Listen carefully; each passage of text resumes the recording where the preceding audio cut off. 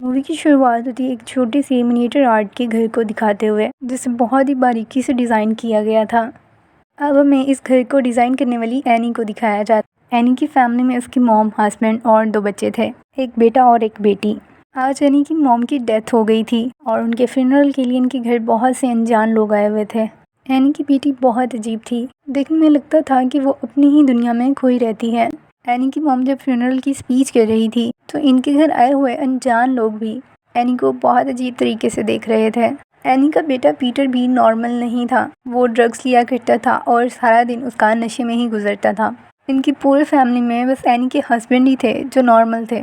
अब हमें रात का सीन दिखाया जाता है जब एनी की बेटी अपनी मॉम के पास जाती है और इनसे पूछती है कि नानी की डेथ के बाद अब मेरा ख्याल कौन रखेगा। इसकी मॉम कहती है, बेटा मैं हूँ ना, मैं आपका ख्याल रखूँगी। फिर एनी की बेटी बहुत अजीब सा सवाल करती है, वो कहती है आपकी डेथ के बाद मेरा ख्याल कौन रखेगा। उसका ये सवाल सुनकर एनी हैरान थी, लेकिन फिर भी वो इससे कहती है हमारा भाई पीटर है ना, वो तुम्हारा ख्याल रखेगा। एनी अपने मॉम के सामान को देख रही थी जिसमें उसे एक नोट मिलता है। एनी की मॉम उससे माफ़ी मांग रही थी और ये भी लिखा था कि तुम सब लोगों की कुर्बानी जाएगी लेकिन ये ज़ाया नहीं होगी, जो कि बहुत अजीब बात थी। अब अगले दिन एनी जब स्कूल में थी तो वो एक बर्ड को दिखती है जो विंडो से टकराता है। एनी बाहर जाकर उस बर्ड का गला काट देती है और उसकी गर्दन को अपनी पॉकेट में ही छुपा लेती है। हमें दिखाया जाता है कि दूर खड़ी हुई लेडी इसे देख रही थी। एनी अपने मॉम के रूम में काला जादू का बहुत सा सामान भी देखती है। दूसरी तरफ एनी के हस्बैंड को कॉल आती है कि किसी ने उनकी मॉम की बॉडी को कब्र से निकाल लिया है। वो ये बात एनी को नहीं बताते क्योंकि उन्हें लग रहा था कि एनी इससे परेशान होगी। एनी इन सभी चीज़ों की वजह से बहुत परेशान थी, इसलिए वो सेशन लेने के लिए जाती है जहाँ पर इसके अलावा कुछ और भी अनजान लोग आए हुए थे। वो एक दूसरे से बातें शेयर कर रहे थे, इस तरह से उनका दिल हल्का हो जाता था। अब एनी अपनी स्टोरी बताती है कि उसकी मॉम बिल्कुल पागल थी, वो काला जादू करती थी, यहाँ तक कि वो रिचुअल करके इंसानी बॉडी में किसी शैतान को डालना चाहती थी। उनके पास ऐसी पावर्स थी जिससे वो आदमियों को कंट्रोल कर पाती थी। उनकी इन्हीं हरकतों की वजह से मैं अपने बेटे को उनकी तरफ नहीं जाने देती थी, लेकिन मेरी बेटी तो मेरी मॉम के पास ही रहती थी। आज अगर वो इतनी अजीब है तो यही उसकी वजह है। मुझे अपनी बेटी को भी उनके पास जाने नहीं देना चाहिए था। एनी ये भी बताती है कि उसकी मॉम तो इसके भाई के अंदर भी किसी शैतानी आत्मा को डालना चाहती थी और फिर इसी के चलते उसके भाई की भी डेथ हो गई थी और फिर उसके डैड के भी, क्योंकि एनी की बेटी ने अपना ज़्यादातर टाइम इनके साथ स्पेंड किया था, इसलिए उसकी हरकतें भी अब नॉर्मल थी। अब हमें एनी को उसके घर पर दिखाया जाता है जहाँ उससे एक लाइट नज़र आती है जिसे फॉलो करते हुए वो घर से बाहर आ जाती है और उसे अपने सामने दूर कहीं बैठा हुआ एक आदमी नज़र आता है जो कि बहुत अजीब था और इसे अपनी तरफ बुला रहा था। तभी एनी आती है और वापस अपनी बेटी को घर के अंदर ले जाती है। पीटर ने अपने फ्रेंड्स की पार्टी में जाना था। एनी अपनी बेटी को इसके साथ जाने के लिए कहती है ताकि पीटर वहां जाकर ड्रग्स ना ले। पीटर के साथ अब उसकी बहन भी पार्टी में आ चुकी थी। पीटर तो अपने फ्रेंड्स के साथ एंजॉय कर रहा था, लेकिन इसकी बहन को भूख लगती है और वो ड्राई फ्रूट से बना हुआ केक खा लेती है। इसे ड्राई फ्रूट से एलर्जी थी, इसलिए इसकी तबीयत खराब होने लग जाती है। पीटर देखता है कि उसकी बहन से सांस भी नहीं लिया जा रहा, इसलिए वो इसे लेकर फ़ौरन हॉस्पिटल के लिए निकलता है। रास्ते में ये अपनी गाड़ी की विंडो से सर बाहर निकाल लेती है ताकि ज़रा सांस लेने में आसानी रहे, लेकिन फिर अचानक से इनकी गाड़ी के आगे कोई क्रिएचर आता है जिसकी वजह से इनका एक्सीडेंट हो जाता है। पीटर की बहन का सर विंडो से बाहर होने की वजह से गर्दन धड़ से अलग हो जाती है और वहीं इसकी मौत हो जाती है। पीटर ये देखकर हैरान हो गया था, उसे समझ नहीं आ रहा था कि वो क्या करे। पीटर घर आकर किसी को नहीं बताता और खामोशी से अपने कमरे में जाकर सो जाता है, क्योंकि पीटर बहुत शॉक था कि आखिर ये सब कैसे हो सकता है। अगले दिन जब एनी और उसके हस्बैंड को इनकी बेटी की डेथ का पता चलता है तो वो बहुत उदास थे। एनी बहुत रोती है क्योंकि वो अपनी बेटी को कभी भी खोना नहीं चाहती। फिर उसका फ्यूनरल किया जाता है। इस एक्सीडेंट के बाद इन सब का बिहेव बहुत अजीब हो गया था। घर में कोई भी एक दूसरे से बात तक नहीं करता था। एनी अपनी ज़िंदगी में चीज़ों को नॉर्मल करने के लिए सोचती है कि वो दोबारा से सेशन लेने जाएगी। सेशन लेने के लिए वो घर से निकलती है, तभी रास्ते में उसे इसकी नेबर मिलती है जो इससे कहती है, मुझे तुम्हारी बेटी की डेथ का सुनकर बहुत अफसोस हुआ, मैं तुम्हारा दुख समझ सकती हूँ। वो इसे ये भी बताती है कि पिछले ही दिनों उसका पोता पोती भी पानी में डूबकर मर गए। वो नेबर इससे कहती है, तुम मेरे घर आना, तुम्हारा मेरे घर पे आना मुझे अच्छा लगेगा। अब एनी जब सेशन में थी तो वहाँ पर बाकी लोगों को बताती है कि मुझे स्लीप वॉक की आदत है।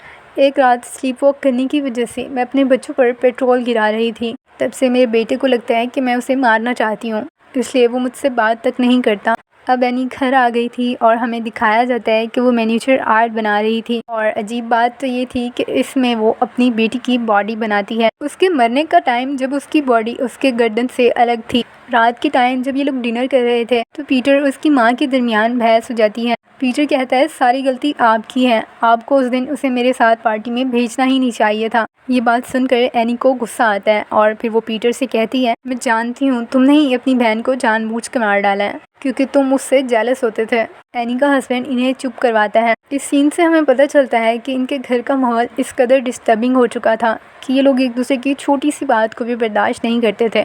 अगले दिन एनी कुछ सामान लेने के लिए स्टोर पर जाती है जहाँ उसे वो नेबर की औरत दोबारा मिलती है। ये एनी को फोर्स करती है कि वो इसके साथ इसके घर चले। एनी मना करती है लेकिन फिर भी फोर्सफुली वो औरत इसे अपने घर ले आती है। इसके घर में बहुत सी अजीब चीज़ें थी जो कि रिचुअल करने के लिए इस्तेमाल की जाती थी। अब वो औरत इसे बताती है कि मैं रिचुअल करके अपने पोते से बात कर सकती हूँ, अगर तुम भी चाहो तो इस तरह से तुम अपनी बेटी से बात कर सकती हो। लेकिन ये सारा रिचुअल का प्रोसेस एनी को अच्छा नहीं लगा था, इसीलिए वो वहाँ से फ़ौरन वापस आ जाती है। रात को जब एनी सो रही थी तो उसे फील होता है कि वो स्लीप वॉक कर रही है। पीटर के रूम में जब वो जाकर देखती है तो उसके मुंह और कानों से क्रिएचर्स निकल रहे थे, जिसे देखकर वो डर जाती हैं। पीटर उठकर अपनी मॉम से कहता है, आपको क्या मसला है, हर वक्त आप मेरे पीछे ही क्यों पड़ी रहती हैं। एनी भी इससे कहती है, मैं तो तुम्हें पैदा ही नहीं करना चाहती थी, लेकिन मेरी मॉम को ही एक बेटा चाहिए था। मैंने तो तुम्हें मारने की भी बहुत कोशिश की लेकिन अभी तक तुम जिंदा हो। ये सब सुनकर पीटर रोने लगता है। अब एनी को भी बुरा लग रहा था, तभी अचानक से एनी की आंख खुल जाती है, यानी ये सब कुछ उसका ख्वाब था। अगले दिन एनी अपने हस्बैंड और पीटर को रिचुअल के बारे में बताती है जो इसे नेबर की औरत ने बताया था कि इस तरह से हम अपनी बेटी से बात कर सकते हैं। एनी रिचुअल करना स्टार्ट करती है। रिचुअल के स्टार्ट होते ही इनके घर में अजीब सी मूवमेंट्स होने लगती हैं। एनी के अंदर एक आत्मा आ चुकी थी जो कि बहुत अजीब सी आवाज़ें निकाल रही थी। ये सब देखकर एनी का हस्बैंड इस पर पानी डालता है। अब एनी रिचुअल से बाहर आ चुकी थी लेकिन उसे कुछ याद नहीं था कि कुछ देर पहले यहाँ क्या हुआ। हमें एनी की बेटी की डायरी दिखाई जाती है जहाँ खुद ब खुद पीटर की पिक बन रही थी। अब हमें पीटर को दिखाया जाता है जो खुद को आईने में देख रहा था, लेकिन अजीब बात ये थी कि उसका रिफ्लेक्शन जो आईने में था वो इसके बिल्कुल ऑपोजिट था, क्योंकि पीटर तो बिल्कुल खामोश खड़ा था लेकिन आईने में जो इसका अक्स था वो मुस्कुरा रहा था। रात में जो कुछ भी हुआ एनी ये सब बताने के लिए अपनी नेबर के घर जाती है, लेकिन वो घर पर नहीं थी। एनी को उसके घर में रिचुअल का सेटअप नजर आता है, वहाँ पर पीटर की पिक भी थी, यानी कि यही नेबर की औरत पीटर पर रिचुअल कर रही थी। एनी डर कर घर वापस आती है और अपनी मॉम के सामान को चेक करने लगती है। इसकी मॉम के सामान में बहुत सी ऐसी चीज़ें थी जो ब्लैक मैजिक करने के लिए इस्तेमाल की जाती हैं। वहीं पर इसे कुछ पिक्स मिलती हैं जिनमें वो नेबर की लेडी इसकी मॉम के साथ थी। इस तरह एनी को पता चल जाता है कि वो नेबर की औरत भी इसकी मॉम के साथ मिली हुई थी।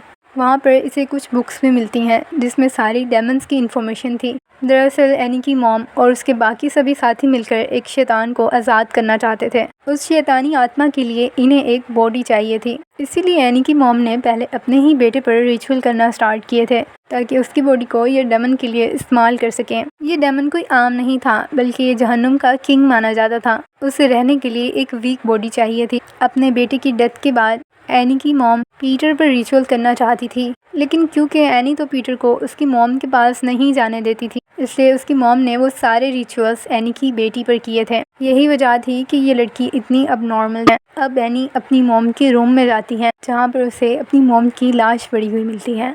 जैसे कि हमें बताया गया था, एनी के हस्बैंड को कॉल आई थी कि किसी ने इनकी मॉम की बॉडी को कब्र से निकाल लिया है। जिन लोगों ने ये काम किया था वो इसकी मॉम के टीम के मेंबर्स थे और इन सभी लोगों का यही मिशन था कि किसी भी तरह उस शैतान को आज़ाद करवाया जाए। एनी की मॉम की लाश नॉर्मल हालत में नहीं थी बल्कि उसकी गर्दन को काट लिया गया था, जिसे वो लोग रिचुअल में इस्तेमाल कर रहे थे। एनी को अपने घर में हर तरफ बने हुए रिचुअल के निशान नजर आते हैं। ब्लैक मैजिक की सभी चीज़ें उसकी मॉम के रूम में फैली हुई थी। इनकी नेबर भी एनी के साथ इसीलिए दोस्ती करना चाहती थी ताकि वो पीटर पर इजीली रिचुअल कर सकें और शैतान को पीटर की बॉडी के ज़रिए आज़ाद करवा लें। दूसरी तरफ हमें पीटर को दिखाया जाता है जो कि अपनी क्लास में था। अचानक से उसकी बॉडी अकड़ने लगती है। वो अपने सर को सामने रखी गई टेबल पर बुरी तरह से मार रहा था।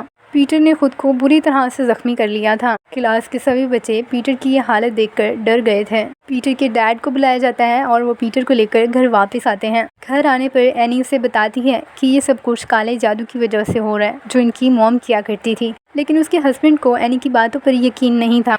वो मानने को तैयार ही नहीं था कि इनकी मॉम ऐसा कुछ भी कर सकती है। एनी कहती है हमें पीटर की डायरी को जलाना होगा वरना बहुत देर हो जाएगी, लेकिन उसका हस्बैंड इसे ऐसे करने से मना करता है क्योंकि एनी ये भी कह रही थी कि डायरी के जलने के साथ साथ वो खुद भी जल जाएगी। इसलिए उसका हस्बैंड नहीं चाहता था कि एनी को कोई नुकसान पहुंचे, लेकिन एनी किसी भी कीमत पर उस डायरी को जलाना चाहती थी, इसलिए वो फ़ौरन से उस डायरी को आग में फेंक देती है। अब आग तो एनी को लगनी चाहिए थी, लेकिन वो इसके हस्बैंड को लग जाती है और वो बेचारा जलकर वहीं मर जाता है।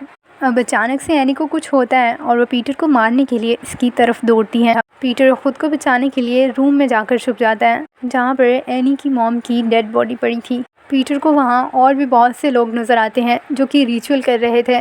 पीटर विंडो से देखता है कि उसकी मॉम अपना ही गला काटने वाली है क्योंकि एनी को ब्लैक मैजिक से प्रोसेस कर लिया गया था। इन सब से डर कर पीटर घर से बाहर भाग जाता है और फिर वो देखता है कि उसकी मॉम की बॉडी, जिसका सर कटा हुआ था, वो हवा में लहरा रही थी। ये सभी लोग अपने रिचुअल से अब पीटर को भी पोजेस कर चुके थे। पीटर उस घर के अंदर आता है और ये लोग पीटर की बॉडी को शैतान के हवाले कर देते हैं और फिर ये सभी पीटर के आगे झुक जाते हैं क्योंकि इनका ये मानना था कि वो शैतान इनका गॉड है। ये लोग उसे ताज पहनाते हैं और फिर उसकी पूजा करने लगते हैं। ये सभी लोग इस मिशन में कामयाब हो चुके थे। एनी की मॉम ने अपनी पूरी फैमिली को मारकर उस शैतानी ताकत को आज़ाद करवाया था, जो कि बहुत बुरी बात है। इसी सैड एंडिंग के साथ यहीं ये मूवी ख़त्म हो जाती है। होप सो कि आपको कहानी अच्छी लगी होगी और फिर इसी के साथ ही बाय बाय।